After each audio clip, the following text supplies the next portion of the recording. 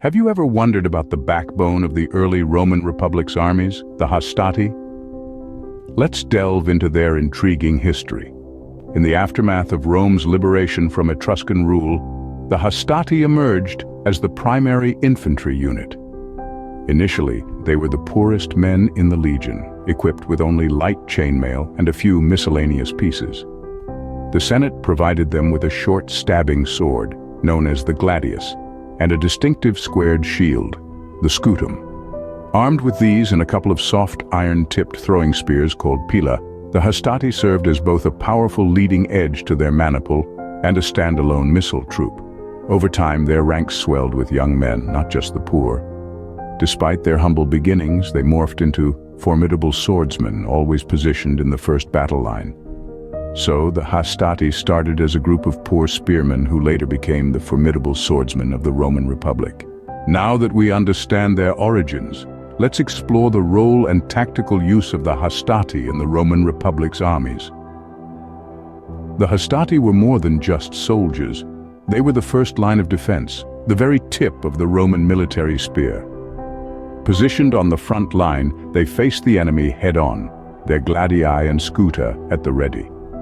They fought in a distinct formation known as the quincunx, a checkerboard pattern that allowed for flexibility and maneuverability on the battlefield.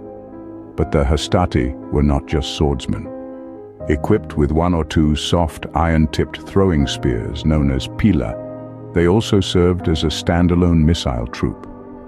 This dual role not only strengthened their maniple, the smallest unit of a Roman legion, but also increased their overall effectiveness on the battlefield. Now, let's delve into their tactical strategy. The Hastati were essentially the bait in a well-planned trap. They would engage the enemy, allowing them to penetrate the first battle line. But this was not a sign of weakness or defeat, it was a calculated move. You see, the penetration of the first line was a deception, a ruse. The enemy, thinking they were gaining an upper hand, would press on, only to find themselves facing the more hardened, seasoned soldiers of the Roman army, the Principes. The enemy, already tired and worn out from clashing with the Hastati, would then have to deal with fresh, experienced soldiers. This brilliant strategy allowed the Romans to control the flow of the battle, dictating when and where the main engagement would occur. The Hastati, then, were not just front-line soldiers, but also a strategic decoy leading enemies into the more experienced ranks. Their role and tactics highlight the sophistication of Roman military strategy. The Hastati were not just fighters, they were a crucial cog in the well-oiled machine that was the Roman army.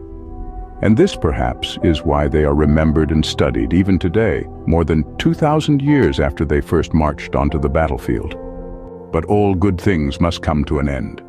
And so it was with the Hastati. During their prime, the number of Hastati in a legion saw a significant increase, rising to 1,200 men, divided into 10 maniples, each consisting of 120 soldiers. The battlefield saw changes too. The Rurari and Accensi, old Roman units, were disbanded, their roles becoming obsolete. The Levs, light infantry who used to provide support, were replaced by the Velites, who had a similar role, but were now also attached to the Principes and Triarii. These changes in the Roman army's structure were not just about numbers and roles. There was a shift in the weaponry too. The Principes, the older and more experienced soldiers who formed the second line in battle, were now also rearmed with swords. This made them a more formidable force, ready to step in if the Hastati failed to break the enemy. Despite these changes, the Hastati remained at the forefront of the battle, the first to engage the enemy, bearing the brunt of the initial onslaught. Their tactics and their courage were a testament to their importance in the Roman military machine. But as the Roman Republic matured, so did its military strategies. The year 107 before Christ saw the so-called Marian reforms. These sweeping changes, brought about by the Roman general Marius, led to a significant reorganization of the Roman army's structure. As part of these reforms, the Hastati, Principes, and Triarii were replaced by cohorts, a new, larger unit that combined different types of troops. The Hastati, once the backbone of the Roman Republic's armies, found themselves in the pages of history. The soldiers who had been at the forefront of the battle, who had thrown their pila and wielded their gladius with courage, were disbanded. The Roman military machine moved on, adapting to new realities, new strategies. Thus, the Hastati, once the backbone of the Roman Republic's armies, were disbanded, marking the end of an era.